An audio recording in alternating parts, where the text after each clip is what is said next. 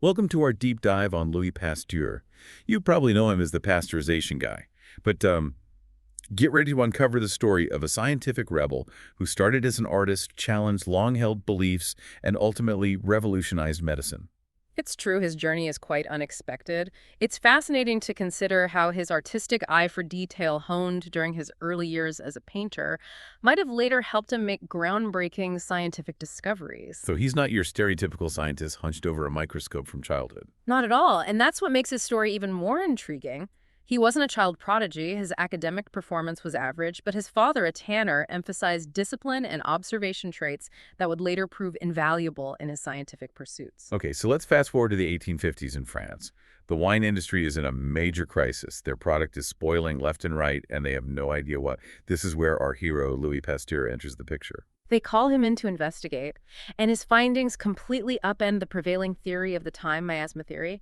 Imagine everyone believing that bad air causes disease, and suddenly this chemist comes along saying, nope, it's microscopic organisms. Wait, so before Pasteur, doctors didn't even know about germs? Not really. They observed that some things like bad air or contaminated water seemed to spread illness, but the idea of tiny invisible organisms causing disease was unheard of.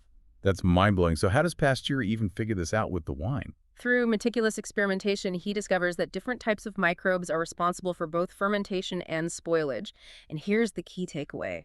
He figures out that by heating the liquid to a specific temperature, he could kill the harmful microbes without ruining the beverage. The birth of pasteurization. Yeah.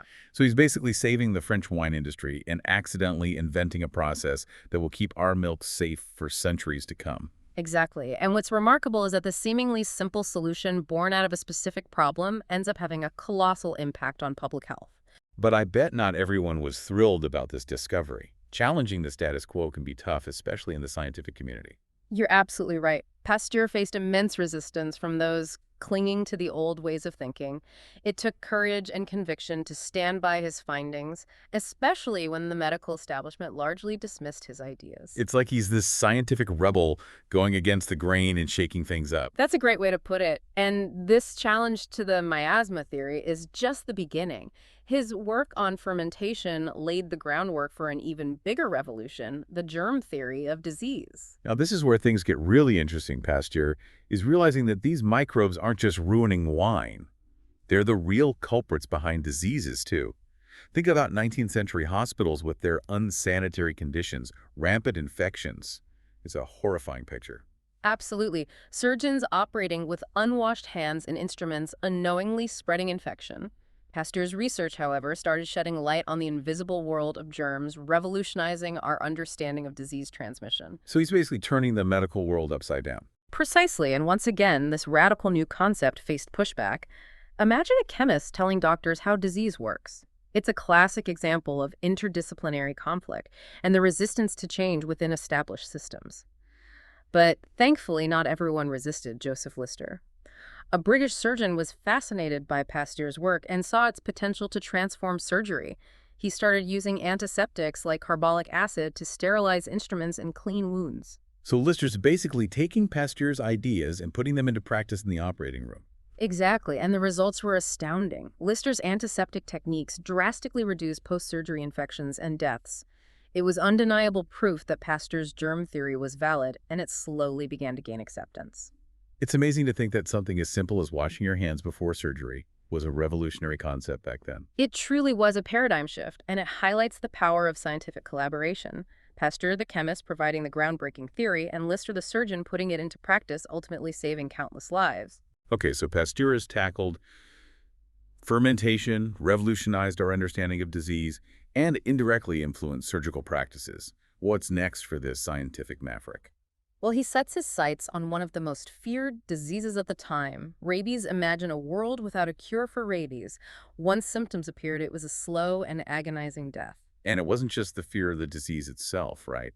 There was this constant anxiety surrounding animal bites, knowing that any bite could potentially carry this death sentence. Precisely, rabies instilled terror in communities, and Pasteur, ever the champion of public health, dedicated himself to finding a solution.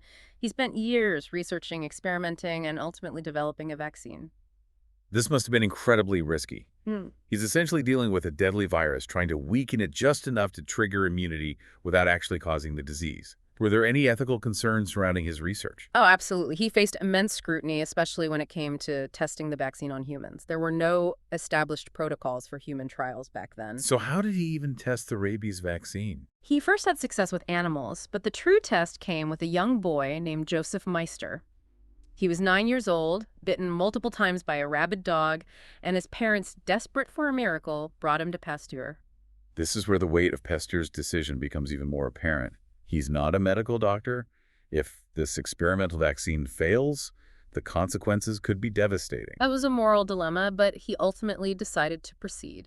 He administered a series of injections to Joseph Meister, and then they waited and hoped. It must have been agonizing, the uncertainty, not knowing whether the vaccine would work or if it would make things worse. Days turned into weeks, and young Joseph Meister lived. It was a triumph, a victory against a disease that had claimed countless lives. It's a story straight out of a medical thriller.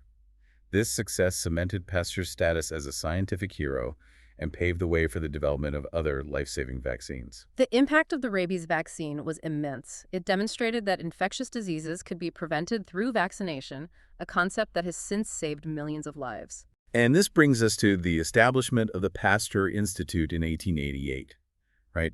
This research powerhouse, dedicated to continuing Pasteur's legacy, still plays a vital role in disease prevention and research today. Yes, the Pasteur Institute stands as a testament to Pasteur's vision, a world where scientific research is used to combat disease and improve human health. So we've covered Pasteur's groundbreaking work on fermentation, his revolutionary germ theory, his daring development of the rabies vaccine, and the establishment of the Pasteur Institute. What else is there to this incredible story? Well, before we wrap up our deep dive, it's important to mention his work on silkworm disease, which had devastating economic consequences for the French silk industry. Oh, right. I'd almost forgotten about that. What was his contribution there? He meticulously studied the disease, identifying the microscopic pathogen responsible for the silkworm's demise. He then developed methods for controlling the spread of the disease, saving the silk industry from collapse. It's incredible how his meticulous approach and dedication to scientific investigation applied across such a diverse range of fields. He wasn't just a chemist or a microbiologist. He was a problem solver, a scientific detective, driven by a desire to understand and improve the world around him. And it's amazing to think, right, like how all of this stuff we've been talking about, how it still impacts our lives every day. But we kind of take for granted, like pasteurized milk and vaccines, but back then it was revolutionary, like huge breakthroughs. Absolutely, yeah. His legacy is kind of woven into the fabric of like modern life, from the food we eat to the medical treatments that we rely on, and yet I feel like he's often overlooked as like one of history's most influential figures. Yeah, and I think that's because he wasn't, like a flashy personality or a self-promoter. Yeah. He just seemed to be driven by like a genuine desire to understand the world and then use that knowledge, to benefit humanity. Yeah, exactly. He was a humble man, dedicated to his work, and ultimately like responsible for saving millions of lives. And, just think about some of the challenges that he faced. Challenging these long-held beliefs, fighting for recognition, taking risks, that could have ruined his career. I mean, it's inspiring to see how he persevered, driven by this unwavering belief in the power of science. Yeah, it's a testament to the importance of curiosity and perseverance and like the courage to challenge the status quo. Yeah, it really makes you wonder if Pasteur could overcome, so much resistance back then, what scientific truths today might be challenged and overturned in the future. It's a fascinating question, and it kind of underscores the importance of staying curious and like questioning assumptions and remaining open to new possibilities, because science is constantly evolving. What we consider truths today might be revised or like completely debunked tomorrow. That's a great point. It's a reminder to stay humble, always be learning, and to never stop questioning the world around us. Yeah.